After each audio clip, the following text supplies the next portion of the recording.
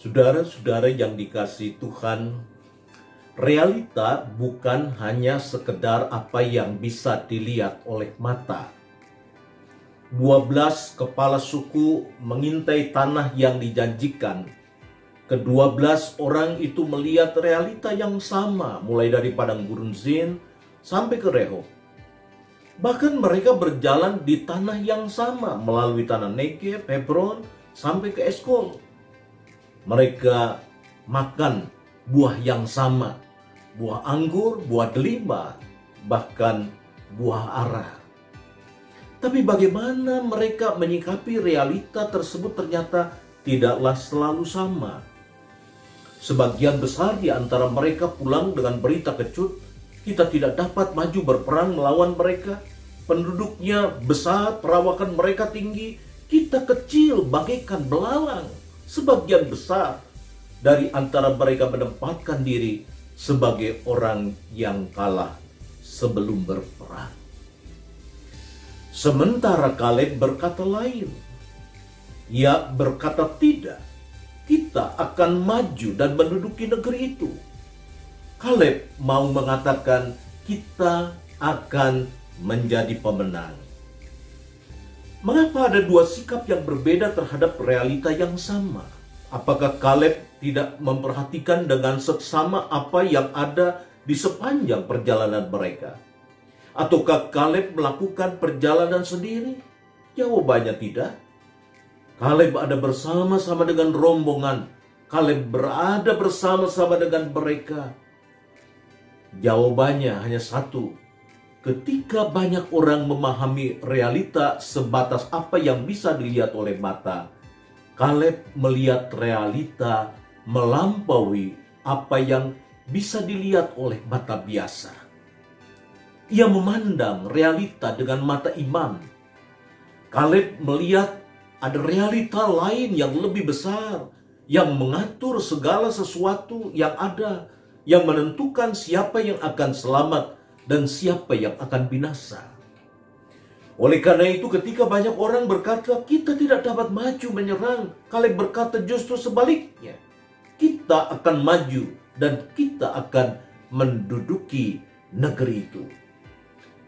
Banyak orang menjadi orang-orang yang kalah pada masa kini karena ia memahami realita hanya sebatas apa yang bisa dilihat oleh mata mereka.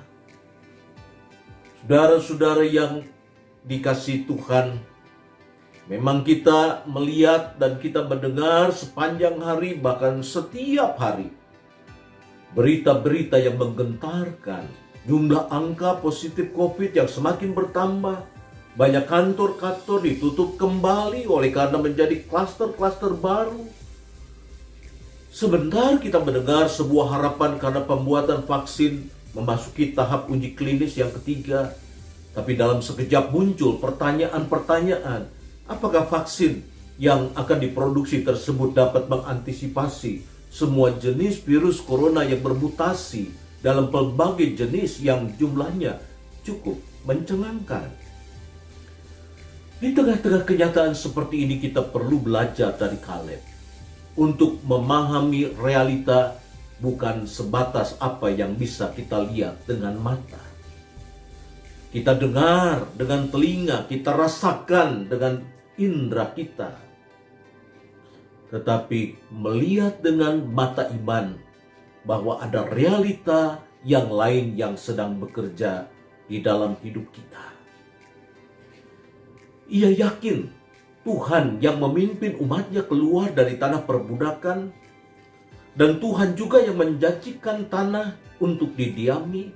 Oleh karena itu ia hanya berpegang pada janji Tuhan dan hidup menurut kehendaknya. Alkitab menceritakan bagaimana kemenangan demi kemenangan diberikan kepada umatnya.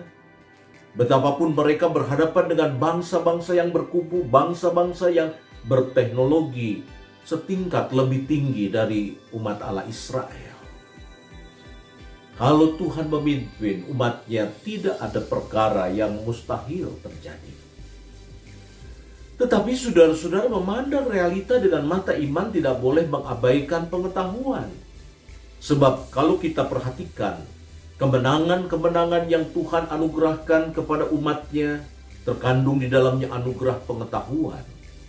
Kemenangan atas kota-kota berkubu, kemenangan atas bangsa yang berteknologi perunggu, tidak lepas dari strategi perang yang Tuhan berikan kepada mereka. Jadi biarlah di tengah pelbagai kesulitan yang menghadang, berita-berita yang menggentarkan yang datang dan pergi, bahkan pelbagai peristiwa yang bisa membuat nyali kita menjadi ciut, mata iman percaya kita terarah pada Allah yang bekerja di dalam segala sesuatu, dan kita tidak mengabaikan anugerah pengetahuan yang Tuhan beri kepada kita, maka niscaya masa depan menjadi milik kita semua. Ingat apa yang dikatakan Roma 8 ayat 28. Kita tahu sekarang bahwa Allah turut bekerja dalam segala sesuatu untuk mendatangkan kebaikan bagi orang yang mengasihi Dia, yaitu bagi mereka yang terpanggil sesuai dengan rencana Allah. Tuhan memberkati kita. Amin.